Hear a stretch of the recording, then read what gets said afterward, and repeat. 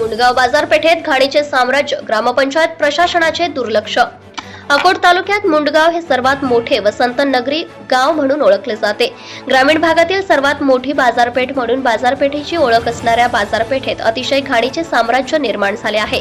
तसेच इतर गावातील सुद्धा स्वच्छतेबाबत स्थानिक प्रशासनाचे दुर्लक्ष होताना दिसत आहे।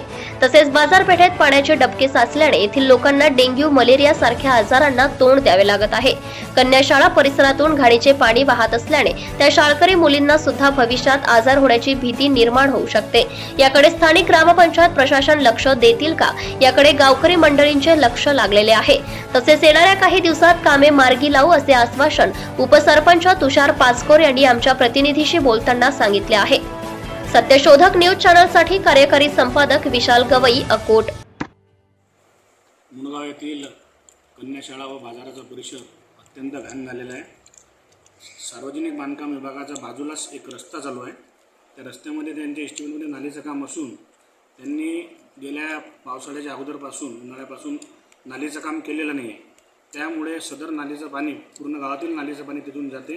त्यामुळे पाणी पूर्णपणे कन्याशाळेत साचते। तसेच बाजारातसुद्धा सार्वजनिक बांधकाम विभागाने बाजूला रस्ता केल्यामुळे तिथंसुद्धा पाऊस भरपूर झाल्यामुळे पाणी साचत आहे।